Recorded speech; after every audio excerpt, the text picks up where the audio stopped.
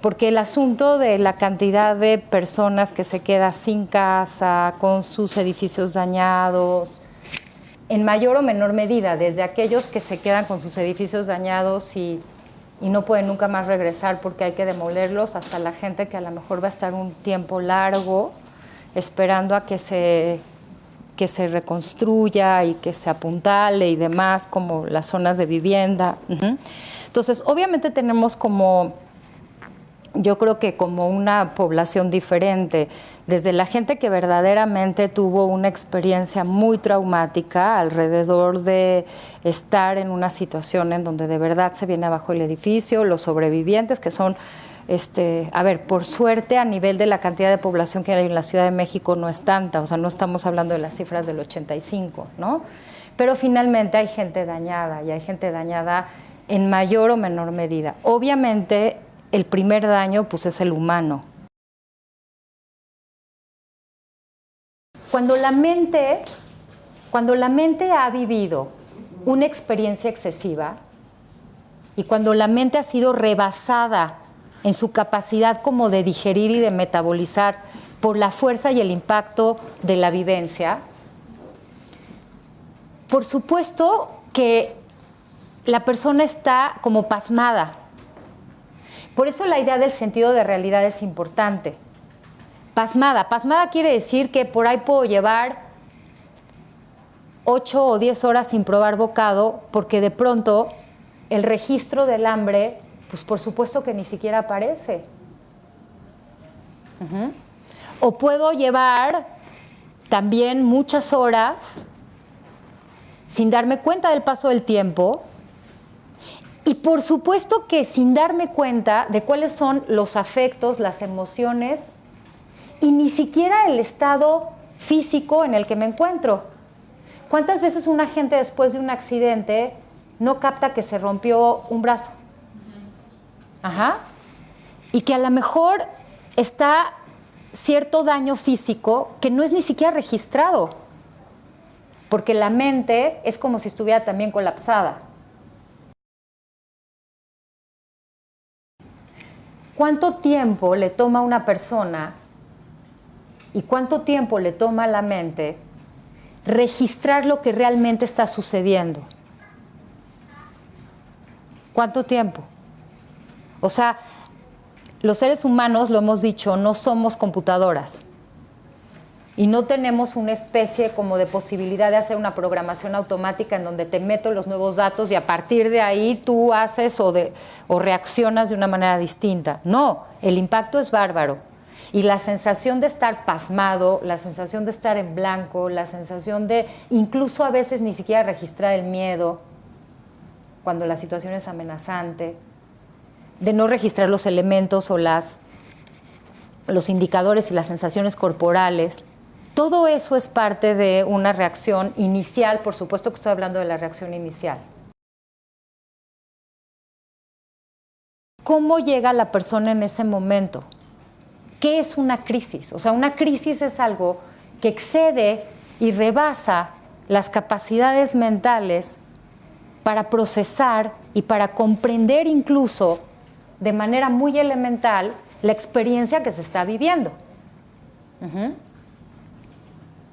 Entonces, por eso, la escucha tiene que estar al servicio de abrir un espacio en donde lo primero que tiene que pasar es poder poner en palabras, de una manera muy elemental, la experiencia, incluso la experiencia sensorial, y después tratar de que esa descripción de la experiencia sensorial después vaya dando paso a la descripción de la experiencia emocional. Por ejemplo, esa mujer que viene caminando, ustedes imagínense las cuadras que caminó para llegar a ver si fue su edificio el que colapsó con el hijo adentro o no. Ella tiene que poder hablar de qué pasó en esas cuadras. Despliego como todas esas instrumentaciones de control en donde voy a sacar hasta el último polvo que hay en el departamento, un poco con la ilusión de restablecer el orden perdido. O sea, la casa son las paredes, la casa son los acabados, la casa son los metros cuadrados. El hogar tiene que ver con la sensación de solidez, de vínculo, de vínculos que acompañan y contienen, de sensación interna, de armonía, pero por supuesto que la sensación de hogar queda arrollada con la sensación de casa arrollada. O sea, es decir, es muy difícil que cuando se tiene la vivencia de que la casa se viene abajo, la persona no acabe sintiendo que junto con esa casa que se vino abajo, también se venga abajo todas esas cualidades emocionales y todas esas necesidades emocionales que estaban construidas más en función del hogar interno, pero que se han puesto en la idea de casa. Entonces cae la casa y por supuesto que de entrada cae junto con la casa la sensación de hogar. Hacer un trabajo de discriminación, que apunte a qué fue lo que se ha perdido y hablar realmente de lo que se ha perdido. Si se pierde un patrimonio, se ha perdido un patrimonio y hay que hablar de eso, ¿no? La edad que la gente tiene, por ejemplo, no es lo mismo perder un patrimonio a los 30 que perder un patrimonio a los 60, ¿no? El impacto de sentir que ya no me va a dar tiempo en la vida de recuperar aquello que he perdido.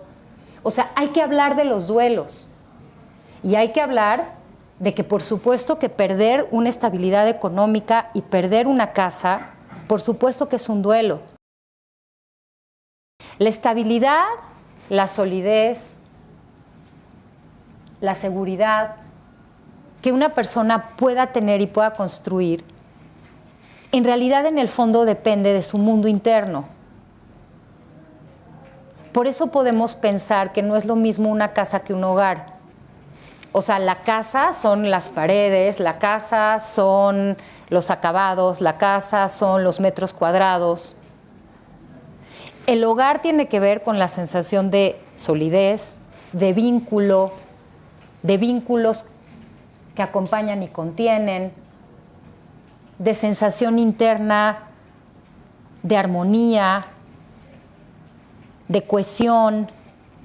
O sea, es decir, es muy difícil que cuando se tiene la vivencia de que la casa se viene abajo, la persona no acabe sintiendo que junto con esa casa que se vino abajo, también se venga abajo todas esas cualidades emocionales y todas esas necesidades emocionales que estaban construidas más en función del hogar interno, pero que se han puesto en la idea de casa. Porque si yo puedo recapitular la idea de que hay tanta gente alrededor mío apoyándome y rodeándome, entonces yo también quizá puedo repensar la idea de hogar versus la idea de casa que se vino abajo. Ajá. Si yo puedo de pronto